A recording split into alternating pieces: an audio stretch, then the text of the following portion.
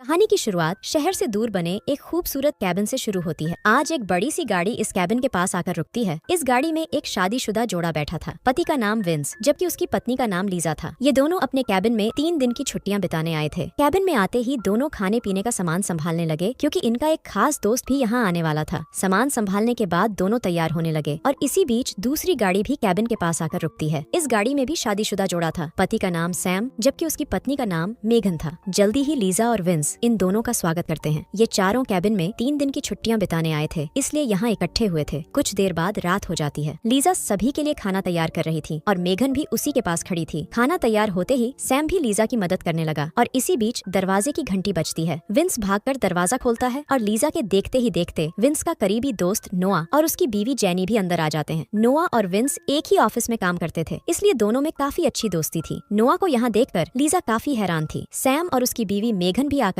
नए जोड़े से मिलते हैं। लीजा सभी को बैठने के लिए कहती है, लेकिन खुद विंस को दूसरे कमरे में ले आती है। यहाँ आते ही वो विंस से पूछती है कि तुमने बिना बताए नोआ को यहाँ क्यों बुलाया। विंस उसे बताता है कि जब मैं सैम के साथ छुट्टियों की योजना बना रहा था तो उसने मेरी बातें सुन ली थी। वो भी हमारे साथ छुट्टियां मनाना चाहता था। मैंने उसे हमारी छुट्टियों के नियम भी बताए, लेकिन फिर भी वो यहाँ आने की जिद करने लगा। वैसे भी उसकी शादी ठीक नहीं चल रही, इसीलिए वो हमारी सारी बातें मानने को तैयार है। लीजा को ये सब बताकर वो कमरे से चला जाता है। कुछ देर बाद सभी लोग दारू पीने लगते हैं। दारू पीते पीते लीजा सभी से कहती है कि अब हम सबको काम की बात करनी चाहिए। सभी लोगों का ध्यान उसी पर था और इसी बीच लीजा ने एक नोट उठा लिया था। लीजा अब सभी से कहती है कि इस नोट में वो सभी नियम हैं जिन्हें बीवियों की अदला बदली करने वाले मानते हैं। हम भी अपने पार्टनर्स बदलने वाले हैं, इसलिए हमें भी नोट में लिखे नियम मानने पड़ेंगे। लीजा की बातें सुनकर जेनी हैरान हो गई। पहले पहले तो वो लीजा की बातों को मजाक समझती रही, लेकिन सभी को चुप देखकर वो सब समझ गई कि इस कैबिन में बीवियों की अदला बदली होती है। विंस ने नोआ को पहले ही सब बता दिया था, लेकिन नोआ ने अदला बदली वाली बात जेनी को नहीं बताई थी। नोआ तो अदला बदली के लिए तैयार था, लेकिन उसकी बीवी जेनी उसके लिए तैयार नहीं थी। सभी मिलकर जेनी को मनाने की कोशिश करने लगते हैं, लेकिन वो नोआ को लेकर बाहर चली जाती है। जेनी नोआ पर बेहद गुस्सा थी क्योंकि उसने उसे कैबिन की सच्चाई नहीं बताई थी। दोनों इतनी जोर से झगड़ रहे थे कि दोनों की आवाज अंदर तक आ रही थी। दोनों जब काफी देर तक अंदर नहीं आते तो सैम और मेघन उनके पास आते हैं। जेनी यहाँ से जाना चाहती थी। सैम और मेघन उसे समझाते हैं कि अब काफी रात हो चुकी है। इसी बीच विंस और लीजा भी बाहर आ जाते हैं। सभी मिलकर जेनी को समझाते हैं कि रात को जाना ठीक नहीं, इसलिए तुम लोग सुबह चले जाना। जेनी के पास कोई रास्ता नहीं था, इसलिए वो सभी की बात मान जाती है। जेनी के झगड़े के कारण आज बीवियों की अदला बदली भी नहीं होती। अगली सुबह कैबिन में नाश्ता बन रहा था और सभी गर्म गर्म नाश्ता भी कर रहे थे। जेनी जाने के लिए तैयार हो गई थी। वो नोआ को जल्दी जल्दी नाश्ता करने को कहती है और फिर खुद गाड़ी के पास जाने लगती है। मेघन उसे रोककर कहती है कि तुम्हारे पति ने हमें सब बता दिया है कि तुम दोनों की शादी ठीक नहीं चल रही। तुम्हारे पति ने हमें ये भी बता दिया कि तुम दोनों एक दूसरे का पानी भी नहीं निकालते। तुम अपनी खुशी के लिए ना सही अपने पति की खुशी के लिए यहाँ रुक जाओ और बस एक बार हमारी अदला बदली में शामिल हो जाओ। मेघन की बात सुनकर जेनी सोच में पड़ गई। वो नोआ को खुश देखना चाहती थी और उसकी खुशी के लिए वो अदला बदली करने के लिए मान जाती है। वो जैसे ही ये बात सभी को बताती है तो सभी बेहद खुश हो जाते हैं। नाश्ते के बाद पर्ची डालने का फैसला किया जाता है ताकि पता लग सके कि कौन किसकी बीवी के साथ मजे करेगा। मेघन की पर्ची पर विंस का नाम लिखा था। लीजा की पर्ची पर नोआ का नाम लिखा था। आखिर में बची हुई जेनी सैम के हिस्से में चली जाती है। पर्ची के बाद सभी खुश थे, लेकिन लीजा नोआ को पाकर खुश नहीं थी। वो सैम के साथ मजे करना चाहती थी, लेकिन अब चाहकर भी कुछ नहीं कर सकती थी। वैसे विंस और सैम पहले भी यहाँ छुट्टियां मना चुके थे और उन दोनों ने पहले भी बीवियों की अदला बदली की थी। नोआ और जेनी यहाँ पहली बार आए थे और दोनों पहली बार अदला बदली करने वाले थे। कुछ देर बाद नोआ लीजा के साथ रनिंग कर रहा था, लेकिन वो बीच रास्ते में ही थक जाता है। मेघन की पर्ची पर विंस का नाम था, इसलिए वो उसके साथ थी। जेनी सैम के साथ मजे करने वाली थी, इसलिए वो दोनों भी साथ में समय गुजार रहे थे। ये सभी लोग अपने नए पार्टनर्स के साथ थे ताकि एक दूसरे के करीब आ सकें और फिर रात को पूरे मजे किए जा सकें। रात होते ही लीजा सभी को अदला बदली के नियम बताने लगी। वो सभी को बताती है कि हम जब तक कैबिन में हैं तब तक ही नए पार्टनर के साथ मजे कर सकते हैं और वो भी सिर्फ रात को। हम जैसे ही अपने घर जाएंगे तो सब कुछ भूल जाएंगे कि हमने कैबिन में क्या क्या किया। मजे करने के बाद कोई किसी से ये नहीं पूछेगा कि उसे किसके साथ ज्यादा मजा आया। हम सभी के अपने अपने परिवार हैं, इसलिए हम कैबिन में सिर्फ मौज मस्ती करेंगे और इस मस्ती को यहीं छोड़ देंगे। सभी लीजा के नियमों से सहमत थे और उसकी हर बात मानने को तैयार थे। जल्दी ही सभी अपने अपने कमरे में आ जाते हैं ताकि अपने नए पार्टनर के साथ मजे कर सकें। नोआ लीजा के साथ था, विंस मेघन के साथ,